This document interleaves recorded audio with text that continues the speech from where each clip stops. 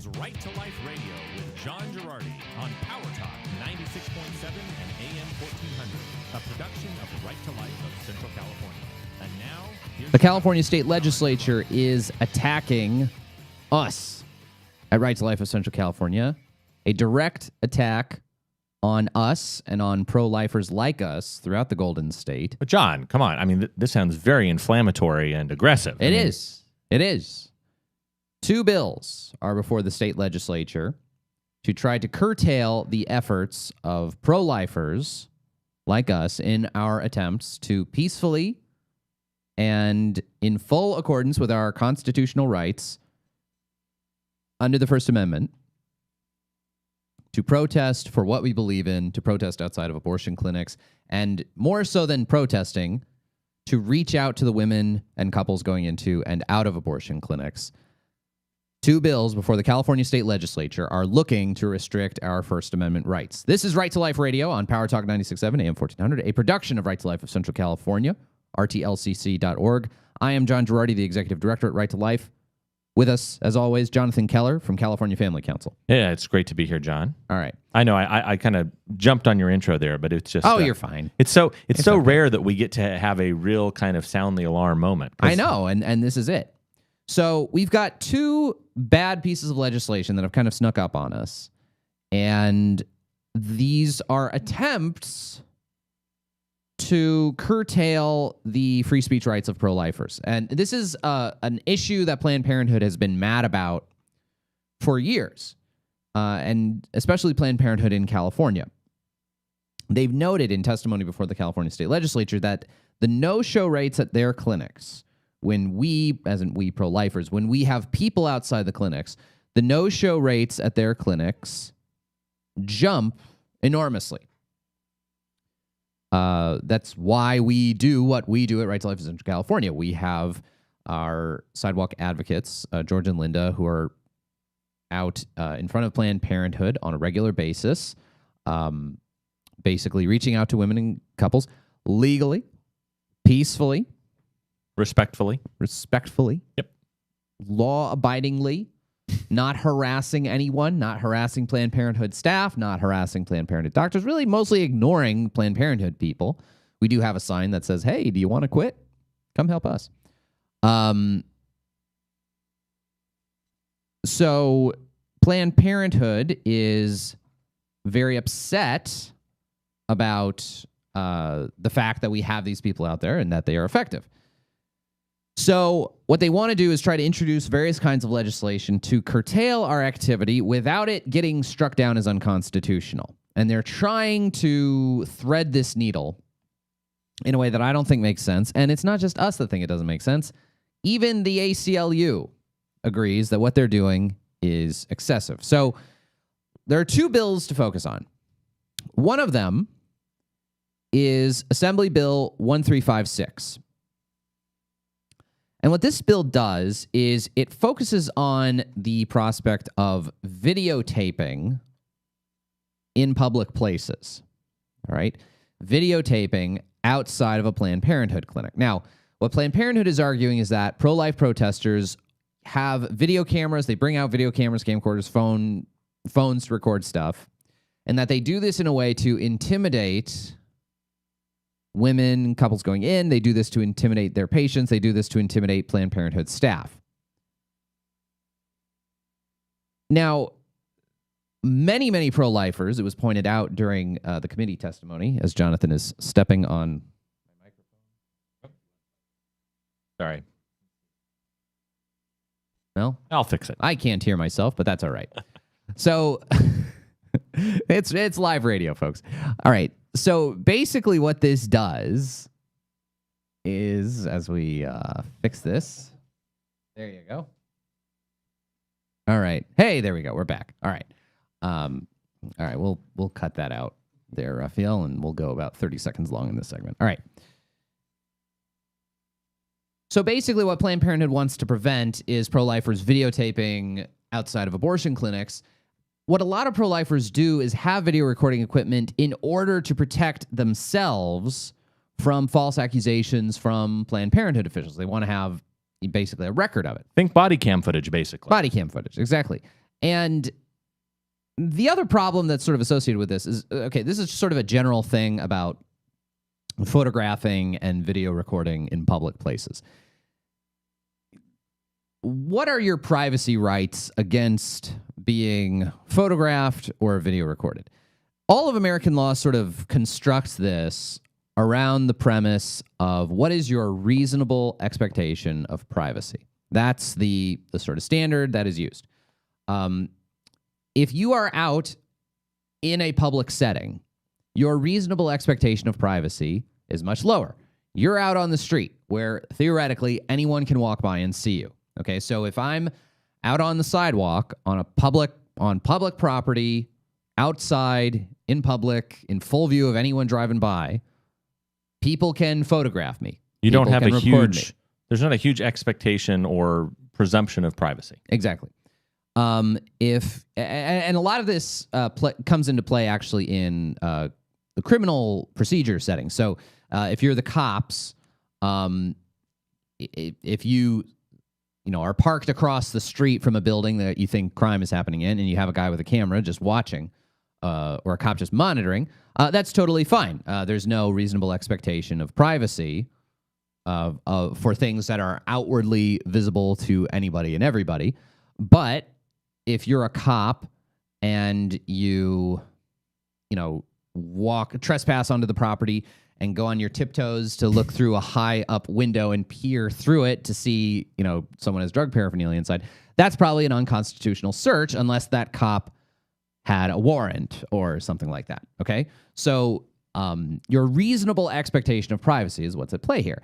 And basically what this bill does is it tries to take away, it sort of expands the zone of what the reasonable expectation of privacy is in a way that is going to infringe on people's First Amendment rights. And don't take our word for it. Take the ACLU's word for it. Okay, the ACLU usually I find nowadays the ACLU has just become another liberal activist group, but the ACLU at its best was genuinely concerned for civil liberties, genuinely concerned for the civil liberties of their clients, regardless of how politically unpalatable those clients are. For those of you very young people John, they might not even know the acronym, the ACLU. Mm-hmm. It is the American Civil Liberties Union. Right. And historically, they have been kind of heterodox, even though in some cases they definitely would, They tended to shift left, but they were not always reliably left-wing or even really on the political map because they'd often represent just incredibly unpopular defendants. One of the most popular was the Skokie, Illinois March. Right. And just to clarify, everybody, this is not a Godwin's Law example. John and I do not approve of the tactics of the people marching in this by any means, but the ACLU basically said there's a group of neo-Nazis, like legitimate white supremacists, wearing swastika. As opposed to all those illegitimate white supremacists on there. We gotta make sure we're gatekeeping who's a true white supremacist. Anyway, white supremacists. But these are people that I think literally were either wearing KKK outfits or swastikas. I mean, they were bad dudes. Yeah.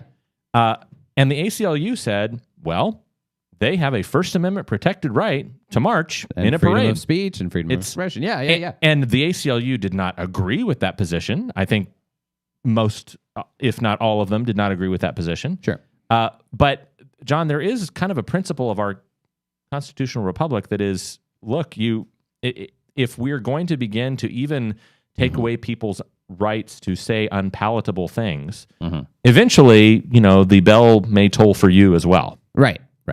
So that had been the attitude that the ACLU has had. That has been the attitude the ACLU has had for a long time. I think they have kind of strayed away from that in a number of areas. But to their credit, here they are, standing with us pro-lifers and saying that this bill is unconstitutional. Now, this is not the only attack on pro-lifers. The other bill that has been introduced, and give us the bill number there, Jonathan. Your buddy Greg Burt sent that to us. Greg Burt, who works for Jonathan at California. So the first one was AB 1356. The second one is SB 742, and this one I think is much more pernicious and much more problematic. So what SB 742 does is it creates a 300-foot buffer zone preventing anyone from engaging in any kind of expressive political protest type activity in front of any place that provides vaccines. Guess what kind of clinic provides vaccines? Planned Parenthood. So basically, this would ban sidewalk advocacy. It would basically say you can't get within a football field of Planned Parenthood. And this would be obviously a major blow to us, but I think it's also pretty blatantly unconstitutional. And John, it's interesting to me because I'm curious how you feel about this, because the way that he notes here, Senator Pan, he says, under existing law, it's unlawful for a person to engage in picketing targeted at a funeral during the time period beginning 1 hour prior to the funeral and ending 1 hour after the conclusion of the funeral, except upon private property. So this seems to me, John, like they are, and I'm assuming I did not get to watch the hearing for this today, but it seems to me like what they're probably trying to do is raise the specter, referencing this other law, the specter of the bogeyman of groups like the Westboro Baptist Church. And so, some people might remember from early in the Iraq War or the Afghanistan War, there were all of these, frankly, pretty horrible folks that would go out and they would picket the funerals of soldiers who had died in Iraq or Afghanistan. Right. They'd have all these horrible signs with horrible things. Oh, God hates America, blah, all these types of things. They're just pretty horrible folks that would be protesting these funerals. So it seems, John, that in that sense, I didn't realize there was actually a law that we passed in California that was a law against that. But it seems like that might fall within the time, place, manner restrictions regarding the funeral. And it seems like most people would think that's fairly uncontroversial to say, well, okay, I guess I wouldn't want my loved one's funeral picketed, so I guess this is an okay law. But the fact that they are now trying to expand upon that initial law, and they're trying to, continuing, it says, this bill would make it unlawful for a person to engage in physical obstruction, intimidation, or picketing targeted at a vaccination site. So basically what would happen, as long as Planned Parenthood is providing any kind of vaccinations for anything, and maybe they'll just start, we'll permanently have a flu vaccine, at least something. We'll be vaccinated. We'll have some needles in here somewhere to vaccinate somebody for something at all times. Basically, this would mean as long as Planned Parenthood provides any kind of vaccination services at all, then this would prevent pro-lifers from ever protesting.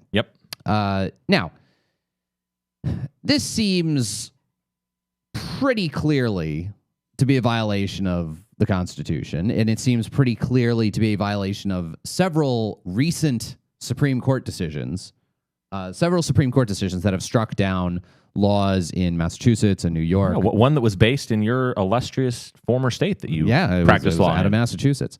That was how I knew I was voting for governor.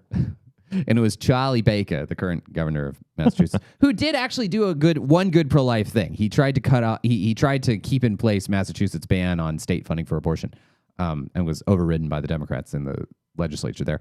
But both Charlie Baker, the Republican, and Martha Coakley, the Democrat, who were running for governor, both of them supported abortion clinic buffer zones. Buffer zones, basically outside of which you could not. Within which you could not protest outside of an abortion clinic. So it was one of the few times I actually just did not vote for a candidacy purely because I didn't think either of them were worth my vote. Anyway, but abortion clinic buffer zones have been ruled by the Supreme Court to be unconstitutional. And frankly, even if you're just talking about vaccination services, look, what is the reasoning to ban people from protesting vaccination services just straight up? I mean, I'm sorry, are people not allowed to have a First Amendment opinion regarding vaccinations? Are people not allowed to have a First Amendment opinion regarding places that provide vaccinations? What if it's a bunch of nurses or healthcare personnel who work at a vaccination site whose union or something wants to protest? Are they prohibited from protesting within 300 feet? On public property, often like a city street? That seems like a wildly overbroad restriction. And obviously, this is geared towards stopping pro-lifers. So these are two terrible pieces of legislation. Senate Bill 742 and Assembly Bill 1356. They deserve our fervent opposition and we'll let you know more about it as we keep talking about it here on the show. John Gerardi here with Jonathan Keller on Right to Life Radio on Power Talk 96.7 AM 1400, a production, as always, Right to Life of Central California, rtlcc.org.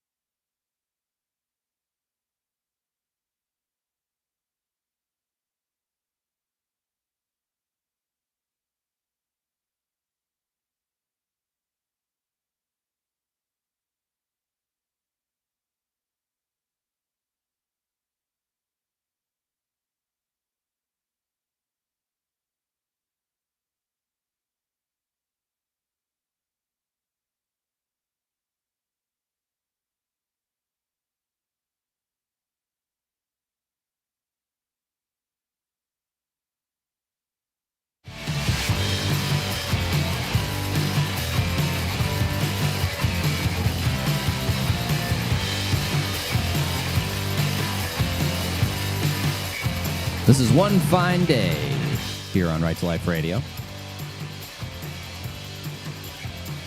Thank you all so much for listening.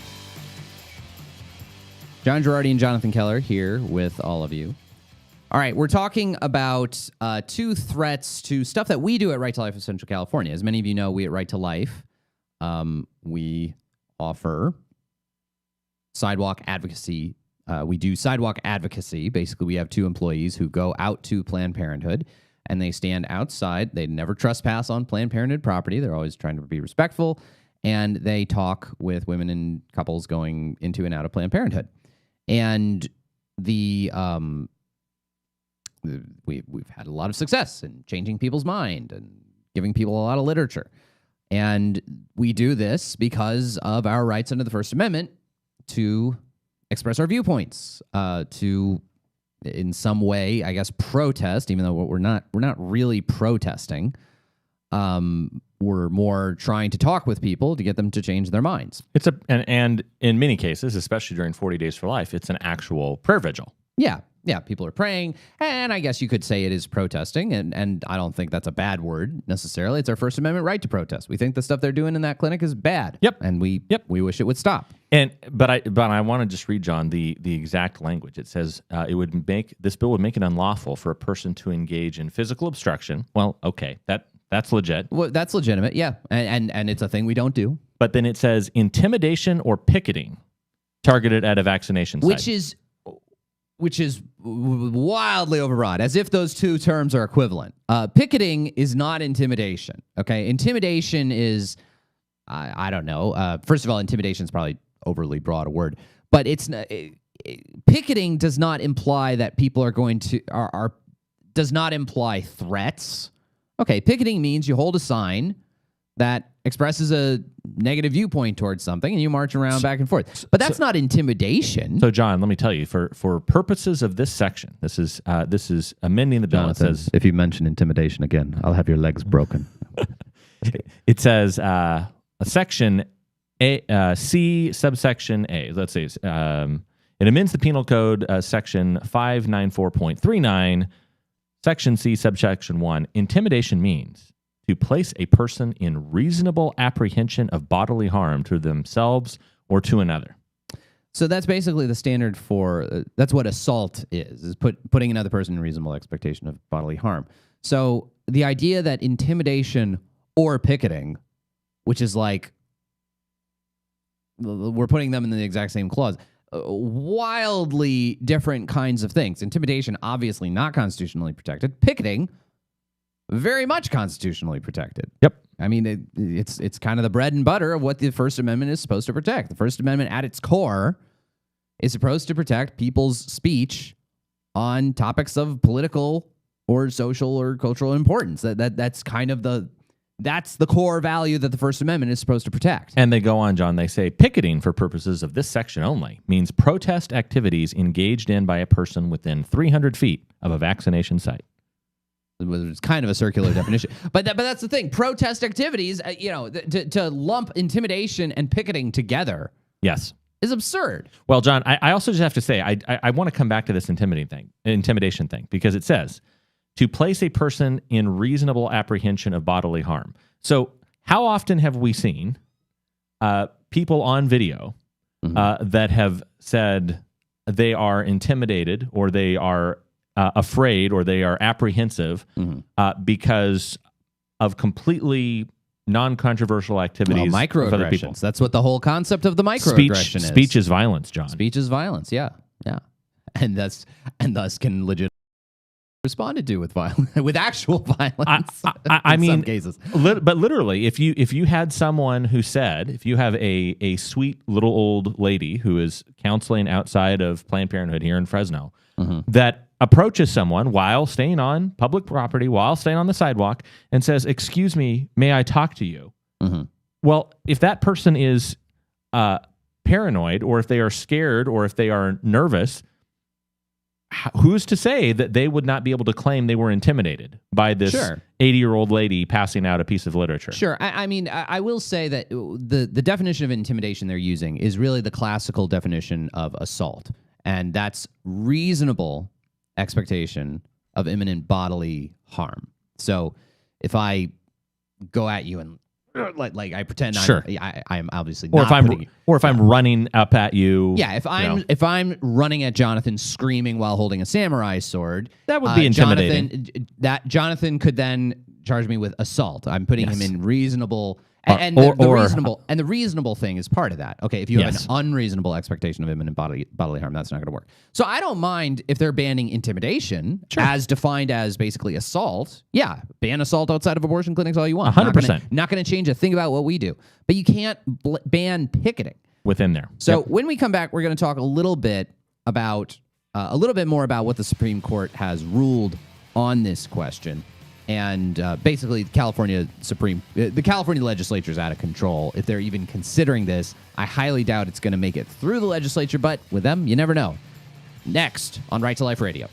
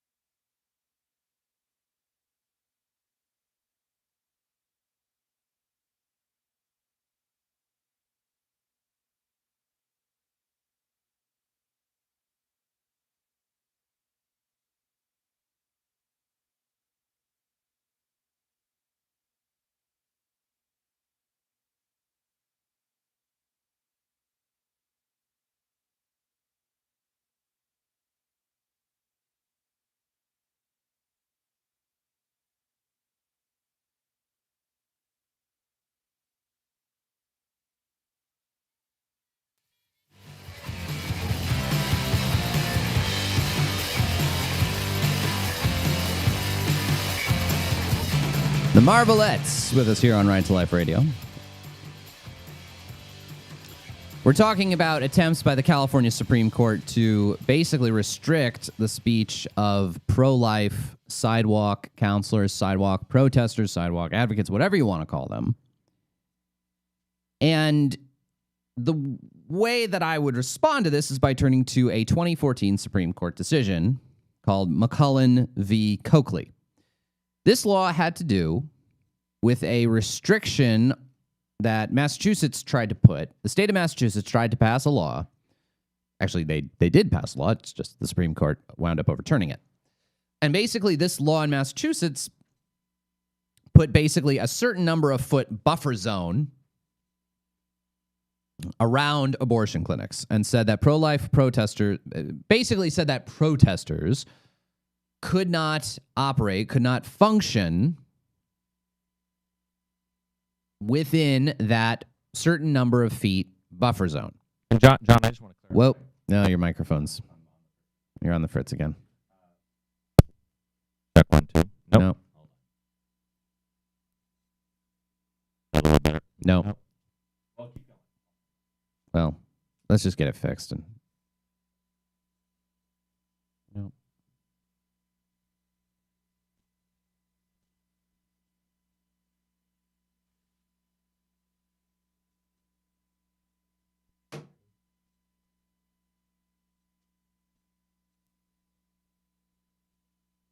Testing 1, 2, 3. Okay, that's All better. right. All right. So we'll just say this going like a minute over. So, John, in this case, the thing that's amazing to me about this, this is, again, you said McCullen v. Coakley. It was a decision that came down on June 26, 2014. It was 9-0. Chief Justice Roberts wrote the opinion of the court. Mm-hmm. But the thing that's remarkable to me, this law, let me read you the thing here on the holding. It says, a Massachusetts law which makes it a crime to stand on a public road or sidewalk within 35 feet of a reproductive health care facility violates the First Amendment. That was 35 feet. Mm-hmm. And if you go back and you read, I remember this, if you read some of the arguments and you hear things, they say, look, you are substantially burdening our First Amendment free speech because at 35 feet, you can't have a peaceful, respectful conversation. You have to shout to make your point heard. Right. It's difficult for people to read a small sign. Mm-hmm. This isn't 35. This is 300 feet. The full length, as you said, a football field. It's a football field. Yeah. And so this is a huge limitation on speech.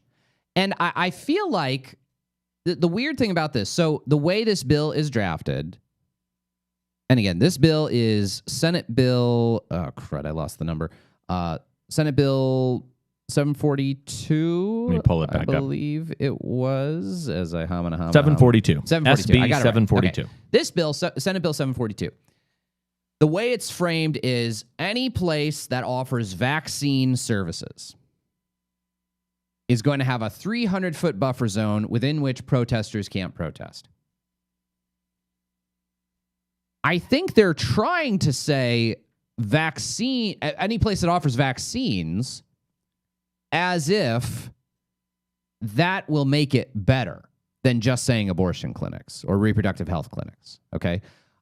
They're saying any place that offers vaccines because that makes it a broader category of places, and thus they're saying, see, we don't care. It's not about abortion clinic regulation. This is about any place that offers vaccines. We don't want anyone to be protesting anywhere where there are vaccines. Vaccines are so important.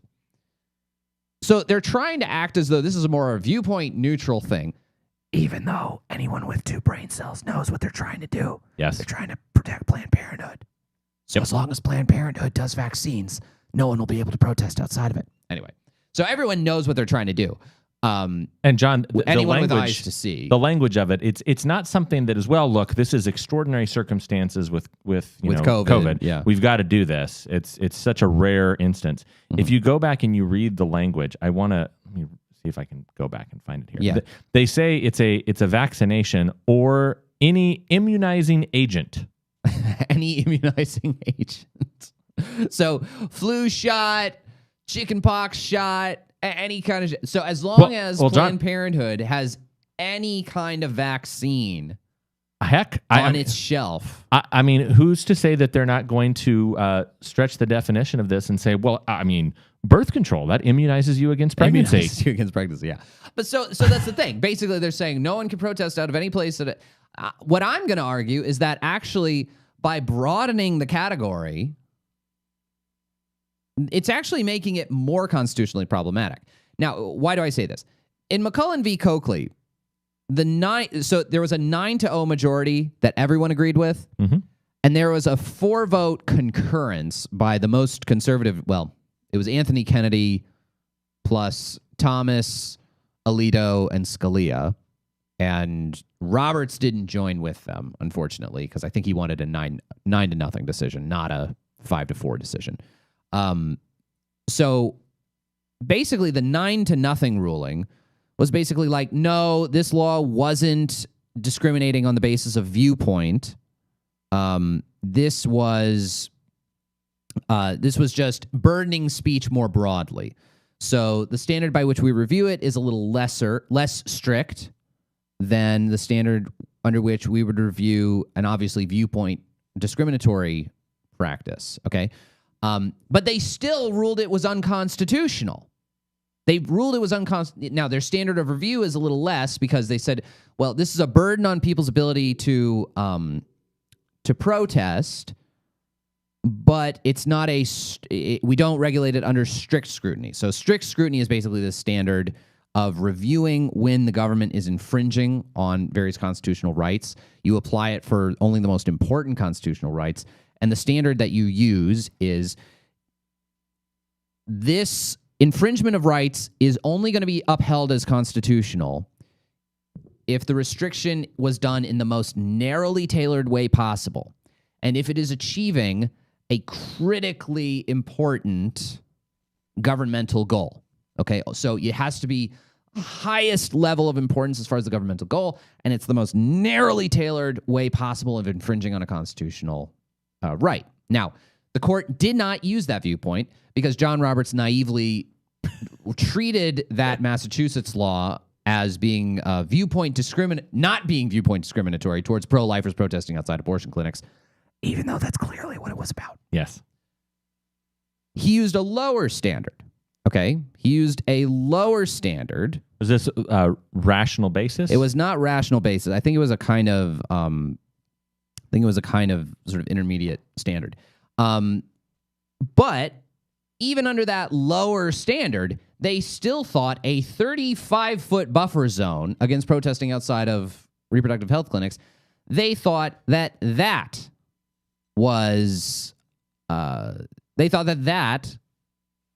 was excessive. Yeah. They said basically the buffer zones burdened substantially more speech than necessary to achieve the Commonwealth's asserted interests.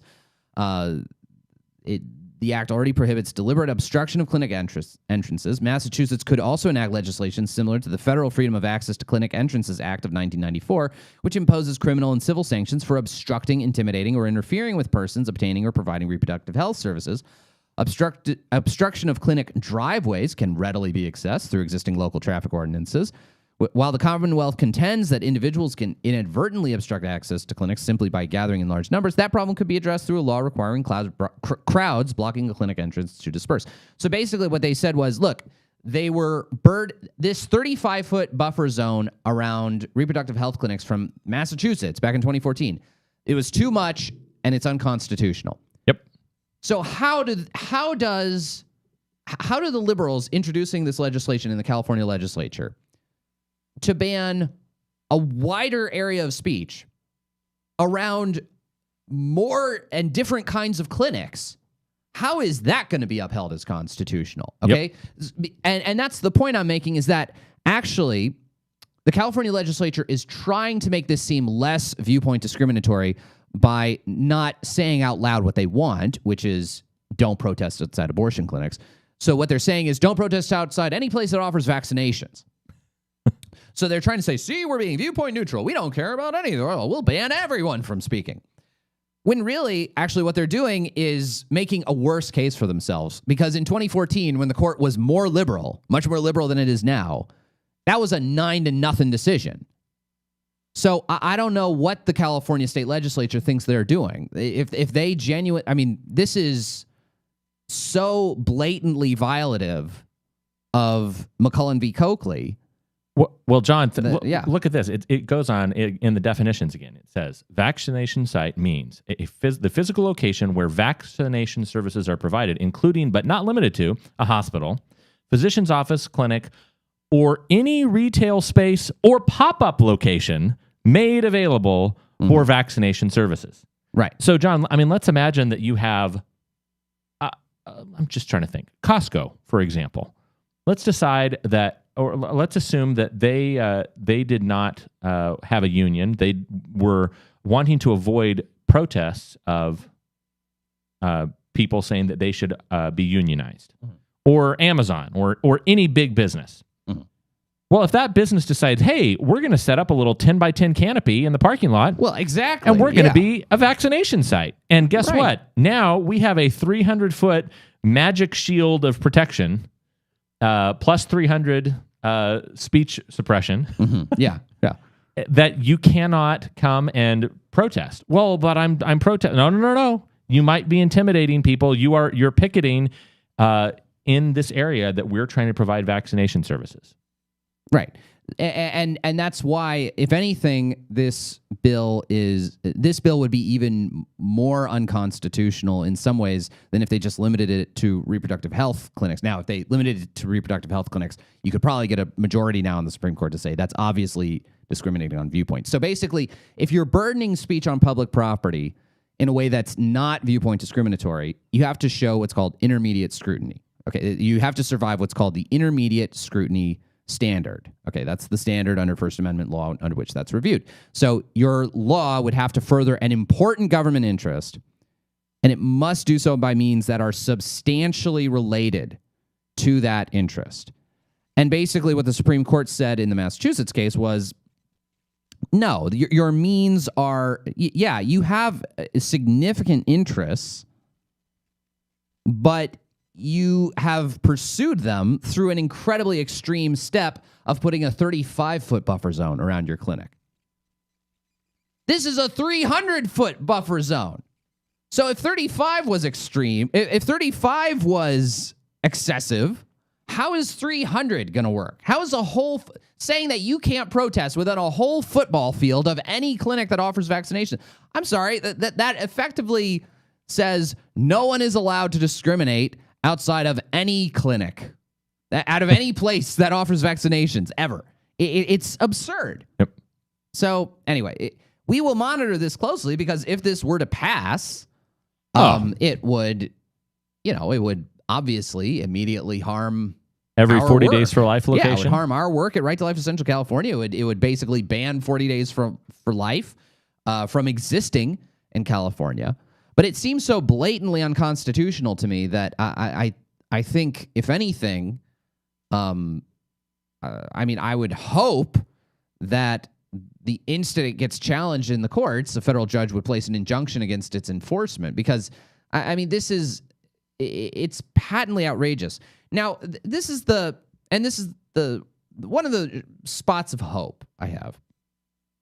We've noted this a couple of times. President Trump really changed the face of the federal judiciary, top to bottom. Thank goodness. And one of the big things he wound up changing was the Ninth Circuit Court of Appeals. Right? The Ninth Circuit Court of Appeals is the big appellate court that hears all of the appeals from every federal case heard in Oregon, Washington, California, Alaska, Hawaii, Arizona, Nevada, Montana, Idaho, Guam, and I think that's it. And the Ninth Circuit Court of Appeals historically has been extremely left-wing and extremely crazy.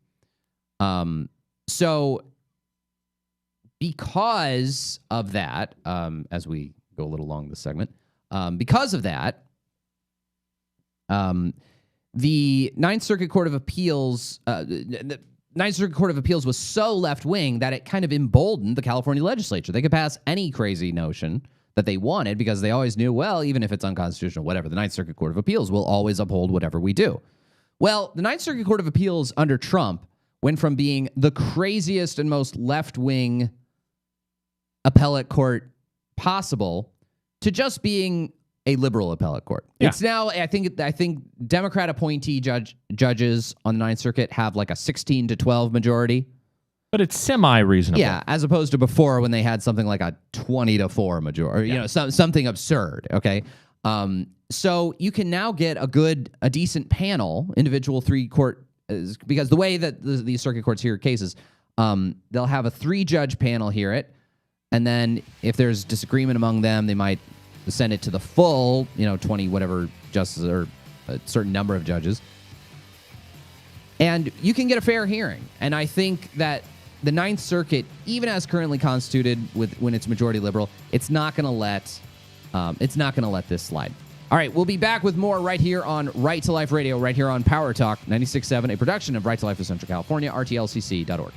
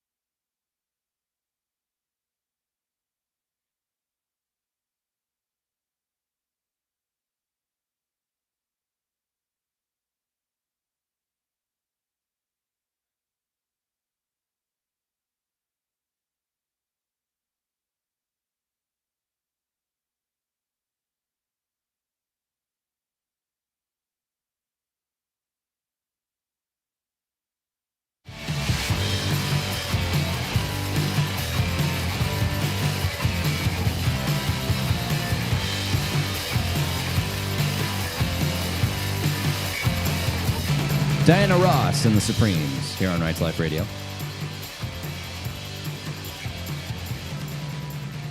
You can't hurry love, Jonathan. You just gotta wait. Right to Life Radio, thank you all so much for listening.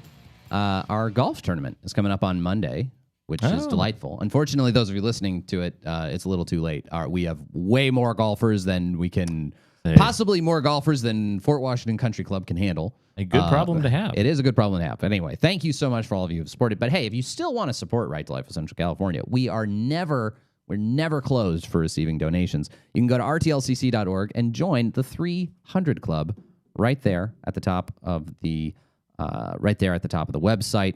Thank you all so much for your support. All right, Jonathan. All right. Let's dig into this. So we've got the Biden administration last week. We talked about this extensively.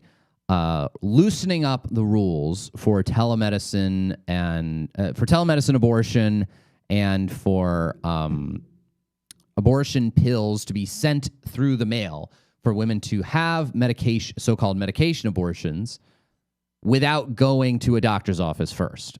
And basically, temporarily, for the period of COVID-19, loosening those restrictions.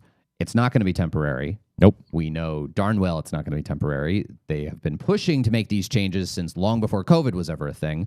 What they want is for every woman to access her phone access abortion right here through her phone. For every phone to be an abortion clinic. Download a telemedicine app for an abortion provider.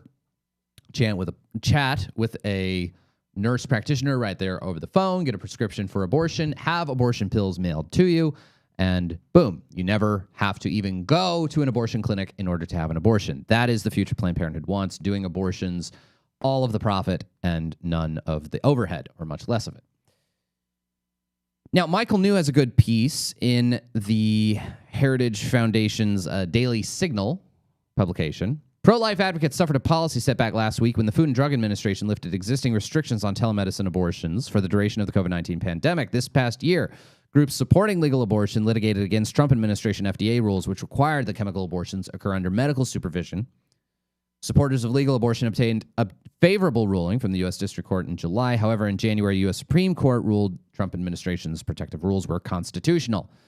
However, the Biden administration has just changed those rules.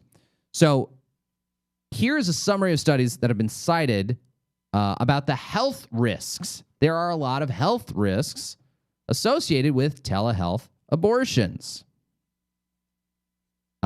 Basically, telehealth abortions, I'll just say this, we had the sort of the odd spectacle of the Johnson & Johnson COVID vaccine, Jonathan, that it got basically, the FDA basically suspended it because something like 7 people out of 6 million people who've received the Johnson & Johnson vaccine had blood clotting. An incredibly small percentage, relatively speaking. Small percentage. Meanwhile, out of something like 4 million women who've had, abortion pills, 24 have died. Thousands have been hospitalized. So this notion, which I recognize is still a very small percentage of the 3.7 million or 4 million, whatever it is, who have had abortion pills and gone through the medical abortion process. But the speed with which the FDA leapt into action to stop the Johnson & Johnson vaccine, and to paraphrase our former president, we need a complete and total shutdown until we can figure out what is going on. Right. And in the same week, they loosen up pill abortion and they restrict the Johnson & Johnson vaccine. Chemical abortions without medical supervision will pose even greater risks. Obtaining a chemical abortion during an ectopic pregnancy could be fatal for a pregnant woman. Additionally, a woman obtaining a chemical abortion may underestimate the gestational age of her unborn child. That's the thing. Like, there's so many risks involved if you have a medication abortion without going to the doctor. That's why when California mandated that all of the student health centers at the CSUs and UCs have abortion, they required them to have ultrasound machines. For this totally safe thing that you can totally just do from home without ever visiting a doctor. No big. California State University and University of California weren't going to take on the risk of doing them without ultrasound machines to ensure that the child was young enough.